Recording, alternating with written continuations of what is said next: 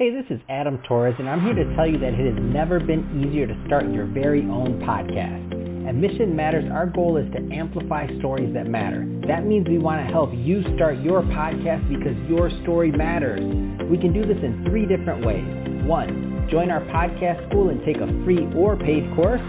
2, visit our resources page where we've already figured out what you need, such as where to host your podcast. Or 3, heck, we can even do everything for you through our podcast agency, including editing for cheaper than you can do in-house. Oh, and no contracts, service is month to month. Get started by heading over to missionmatters.com and click on Start a Podcast. All right, now let's get into the show. Hey, I'd like to welcome you to another episode of the Mission Matters Money Podcast, your source for all things money. My name is Adam Torres. You can follow me on Instagram at AskAdamTorres. Keep up with my book releases, book tour schedule, signings, all that other good stuff. Always love to connect with you there. And as always, if you'd like to apply to become a co-author of one of my upcoming books, just head on over to the website, missionmatters.com, and click on Become an Author to apply. All right, so today I have Wes Barton on the line. He's managing partner over at Third Prime. Wes, welcome to the show. Thanks for having me. Looking forward to it. All right, Wes. So I'm excited to get into today's topic. So empowering entrepreneurs, especially those outside of Silicon Valley. So this is a great topic. But before we get into that, I'd like to go a little bit further into what you're doing over at Third Prime. So tell us a little bit more about the company, please. Yeah. So Third Prime, we're a venture capital firm. We focused on the earliest stages. So pre-seed, seed, Series A. Agnostic on industry, so we're backing entrepreneurs that are doing everything from building fintech companies, property tech companies, might be building a healthcare business or a software business. So just really looking for fantastic entrepreneurs, large addressable markets, and building compelling solutions to real problems. Man, that's awesome. And there's some entrepreneurs listening, there's other investors, other people listening. Is there any particular niche, or I know you said Series A, pre-seed, but is there any particular niche or industry that you focus on or favor more than another, just to give our geography, just to give our listeners a better view? Sure. Fintech is a big one for us, healthcare, and property technology as well, and sort of the thing that is a common thread through those, Adam, is obviously they're very large addressable markets. A lot of sort of large incumbent players that frankly aren't always that nimble, and we think it creates a lot of opportunity for startups, new companies to come in and sort of find a wedge in to start taking market share and really expand from there.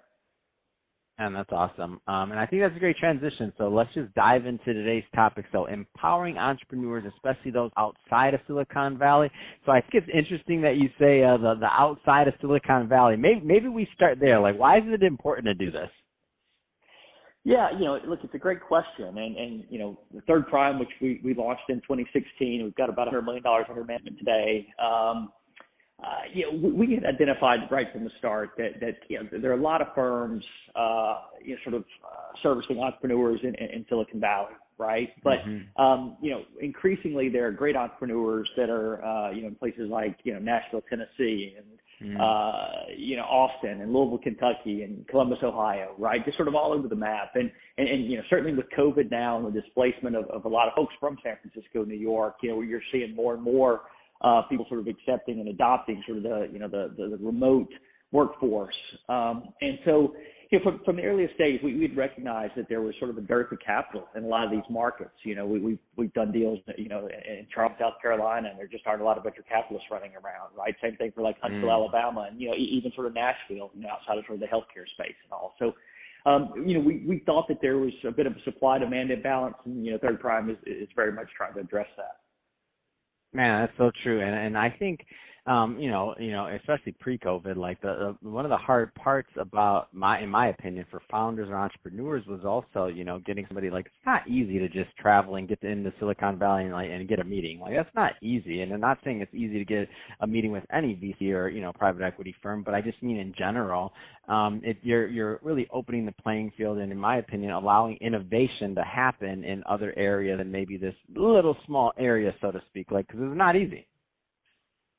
Exactly, and you sort of touched on it. I mean, so many of these firms are really only receptive to, entrepreneurs coming through warm introductions. And a lot of times if you're sitting in middle America, you just might not know, folks in San Francisco to open that door for the venture capital firm. So, at Third Prime, we're working hard to put boots on the ground in these communities, to get to know the incubators, the accelerators, the angel investors, folks that are going to be knowing these entrepreneurs, and really try to wave that flag and let these, folks know that we're open for business in these communities. So, there's some people out there listening right now that are, they have ideas, or maybe they're in their Series A. And what are some things that these founders should be thinking about, just in general, when they're approaching a VC, or when they're thinking about like whether or not raising capital? And I know that's a big question, by the way, so I don't mean to be loaded. I know there's only so much we can cover in 15 minutes or so, but I think any bit from your vantage point would be helpful for those that are out there kind of mulling over, like, what am I doing? Yeah, first off, being an entrepreneur is very hard, right? So I think that it's incredibly important to know that you've got just a burning desire to solve this problem, to build this product. There are easier ways to make money, right? There are a lot of sort of failed startups. For every Airbnb and Uber, there are thousands that didn't make it. So you got a tremendous amount of perseverance and grit. So one of the first things that we're going to be looking for when we meet entrepreneurs is just that, they're very much a missionary, not a mercenary, right? So that there's just something that just, like I said, that they have to do this. It gets them out of bed in the morning, keeps them up late at night. So that's something. The other thing, if you're looking to raise venture capital dollars, you need to be attacking a big problem.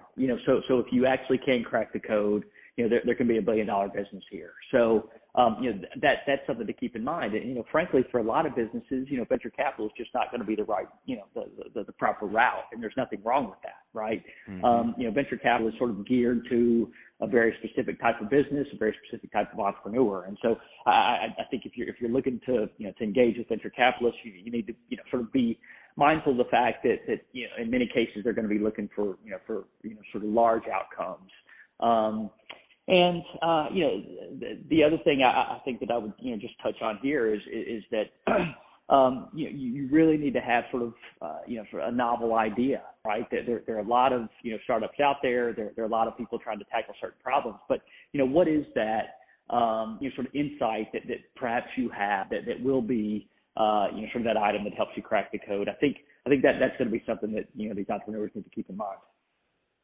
No, it's great. It's a great point, and I like that you bring up the point, and it's different, because I can tell when somebody really has the heart of the entrepreneur mind, because one of the things that people don't expect VCs to say many times is maybe venture capital is not for you. Like, if it depends. Mm-hmm. Like, it's a very specific type of entrepreneur, individual, and or business model. Like, maybe you have something that you love doing, you're passionate about, but it's not scalable to that point, or maybe this is meant to be maybe like a small business or a large small business, right? It can be you can make a lot of money. I mean, I guess small business is all relative, right? It doesn't have to be a huge business, and you can have a good living and a good life. Like, you may not want some of those other pressures that come involved with taking on capital. It's exactly right. You kind of get on that flywheel, and most of the time, as I said, we invest at the earliest stages, and mm-hmm. You go out and you raise a pre-seed round, and then usually what happens is you raise a seed round and a Series A round and a B round and so on. And so, a lot of time gets spent fundraising. And you become dependent on capital and sort of capital markets, and there's a lot of dilution.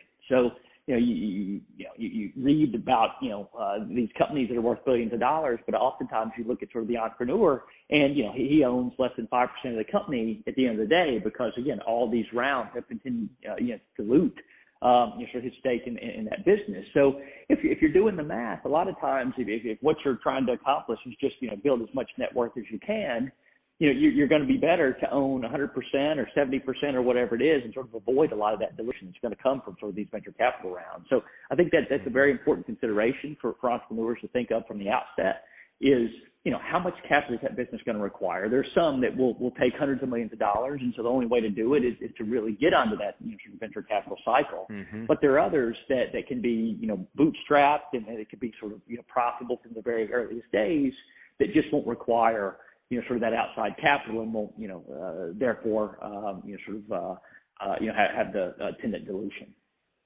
All right, so I don't want to be biased either way, so I like to start with that side of the argument, which is maybe you don't need capital. But now let's go to the other side of the argument, and I like to start the other way because I don't want us to, either of us to seem self-serving, but like, what are some of the benefits of working with a VC, though? Because I do want to touch on those, too, because there are a lot of benefits with having that type of structure. Yeah, absolutely. So the way we're organized is, we have at this point about 35 companies in our portfolio. We come into the office every day and, very much are thinking about how can we best help those companies succeed. So, typically what's going to happen is, once we finance the company, we're going to get aligned with those entrepreneurs to figure out what milestones, need to get achieved over the next 12, 24 months. To go raise that subsequent round of financing. In most cases, it's going to be a Series A for us. But, and what we're going to do is we're going to be deploying our relationships, trying to open as many doors as we can, trying to be as thoughtful as we can strategically, to help the business. Also, in many cases, even, sort of more in the trenches, even sort of thinking through some of the tactical decisions that need to get made, trying to help, those entrepreneurs hire the best talent they can. Obviously we're in an ecosystem here where there are a lot of talented folks, and, we oftentimes, are sort of very aware of who might be looking to make a move and who we could plug into, a company to really help drive it forward. So it's, what you're going to find with us is a lot more than capital. You're going to find a partner that is incredibly aligned to your success. And that's what it takes, really. And that's what, and I think the great VCs and the great firms out there, that's really what it takes. And I think that's what they bring to the table. And that's where I always say, it's like, they're not building your business for you. They're not doing this and that, but it's kind of nice to have somebody like in the money business and in the area and having a different vantage point, like you said, who's going to make a move, or who might be a strategic executive, or all these other things. It's kind of nice to have somebody on that side too, right? Especially as you start going, if you make it to the point and you start going to these further rounds. I mean, you both have everybody playing that game has a vested interest in making sure that we get to the next round, right? Exactly right. Look, we're, like I said, we started in 2016. We've got big aspirations for our business, and we go as our entrepreneurs go, right? So there's very much that alignment, and their success helps drive our success. Man, this is awesome. It's a great story, Wes. And I can talk to you about this all day long, but we're about out of time on this episode. So that being said, if somebody is listening to this and they want more information on Third Prime, or they want to follow your portfolio companies, or just learn more about your work in general, what's the best way for them to reach out and to do that? Yeah, so we got a website, thirdprime.vc.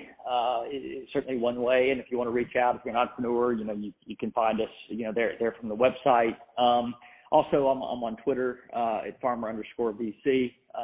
Started before venture capital. I started I grew up on a farm in Kentucky, so that's at farmer_VC. But be happy to meet entrepreneurs and folks who are looking to learn more about venture capital.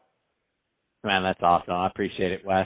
Well, hey, and I appreciate you coming on the show, and also what you're doing for entrepreneurs, empowering them, whether they're in Silicon Valley or not. I'm a big fan of what you're doing and providing that opportunity, just helping our entrepreneurs out there get to that next level. So it's great stuff. And to the audience, as always, thank you for tuning in. Hope you got a lot of value out of this. If you did, don't forget to subscribe to the podcast, leave me a review on the Apple iTunes Store, and if you're watching this on our YouTube channel, Mission Matters Money, definitely give us a subscribe there, but also leave us some comments in the video. Love to know what kind of projects and things that you're working on. And Wes, thanks again for coming on the show. Thanks for having me, Adam. Really enjoyed it.